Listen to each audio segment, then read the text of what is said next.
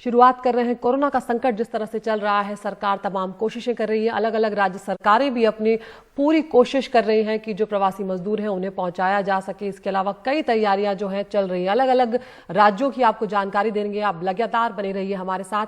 सबसे पहले शुरुआत कर रहे हैं राजधानी दिल्ली से, जहां पर सरकार ने हॉटस्पॉट या जो कंटेनमेंट जोन है उनमें रह रहे लोगों के लिए एक बड़ा आदेश जारी किया है। दिल्ली सरकार ने यह आदेश दिया है कि हॉटस्पॉट या जो कंटेनमेंट जोन है वो इलाके, उनमें 14 दिनों के अंदर 3 बार हर व्यक्ति की स्क्रीनिंग की जाए। दिल्ली सरकार के आदेश में यह भी कहा गया है कि किसी भी इलाके को कंटेनमेंट जोन घोषित करने के 14 दिन में कम से कम 3 बार वहां रह रहे सभी लोगों की स्क्रीनिंग की जाए, ताकि किसी भी तरह की कोई गुंजाइश जो है वो बाकी ना रहे। अगर अभी तक किसी कंटेनमेंट जोन में स्क्रीनिंग नहीं हुई है तो अगले 3 दिनों के अंदर पहली स्क्रीनिंग जो है वो शुरू करने का आदेश यहां पर दिल्ली सरकार की तरफ से दे दिया गया है। इसके बाद प्रोटोकॉल के हिसाब से कोरोना के जो टेस्ट हैं वो किए जाएंगे। अगर स्क्रीनिंग में कोई गड़बड़ी पाई जाती है तो उसके बाद उनका कोरोना टेस्ट जो है वो करवाया जाएगा।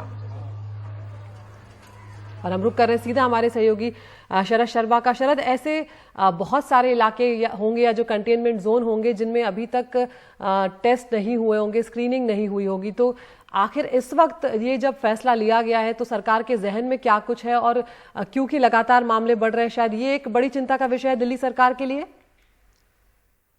देखिए, चिंता का विषय ये नहीं है कि दिल्ली के अंदर लगातार मामले बढ़ रहे हैं, वो तो बढ़ ही रहे हैं। चिंता का विषय ये है कि कंटेनमेंट करने के बावजूद, हॉटस्पॉट बनाने के बावजूद, सीलिंग करने के बावजूद इन्हीं इलाकों में मामले लगातार बढ़ रहे हैं।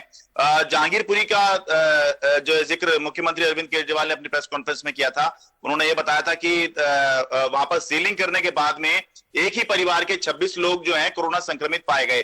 तो अभी तक की स्थिति ये है कि दिल्ली के अंदर अभी 98 कंटेनमेंट जोन है या हॉटस्पॉट हैं, और उनके अंदर जो टेस्ट कराए गए हैं अभी तक, उनमें 381 लोग सीलिंग होने के बावजूद, हॉटस्पॉट बनाने के बावजूद, सख्ती होने के बावजूद पॉजिटिव पाए गए हैं। कोरोना संक्रमित वो लोग हो चुके हैं। 7000 लोगों के सैंपल वहां पर अभी तक ले जा चुके हैं।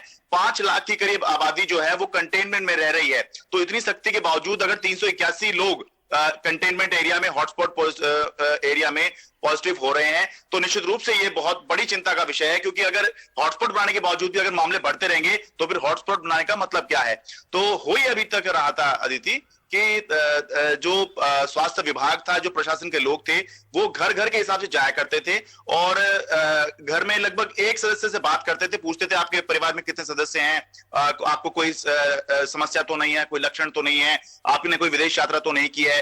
तो ये करके वो हाउस टू हाउस सर्वे किया करते थे, जिसकी वजह से ये माना गया कि लोग जो हैं अपनी जानकारी शायद छुपा ले रहे हैं, और इसी वजह से मामले जो हैं वो बढ़ते चले जा रहे हैं। इसलिए अब जो है ये तय हुआ है कि हर व्यक्ति जो भी कंटेनमेंट एरिया में, हॉटस्पॉट में जिसका घर है, रहता है, सबके स्क्रीनिंग होगी। यानी कि उनकी थर्मल स्कैनिंग होगी, उनका तापमान देखा जाएगा, उनके लक्षण देखे जाएंगे, उनकी स्वास्थ्य की जांच की जाएगी, और अगर कुछ दिक्कत पाई जाती है उसके बाद जो है कोरोना टेस्ट किया जाएगा। तो ये माना जा रहा है कि अगर स्क्रीनिंग जो है 100% लोगों की जो कंटेनमेंट एरिया के अंदर रह रहे हैं, यानी कि 5 लाख लोग इस समय, अगर सबकी स्क्रीनिंग की जाएगी, सबकी जांच की जाएगी, तो जो है एक बेहतर स्थिति जो है कंटेनमेंट एरिया में, हॉटस्पॉट के अंदर देखने को मिल सकती है।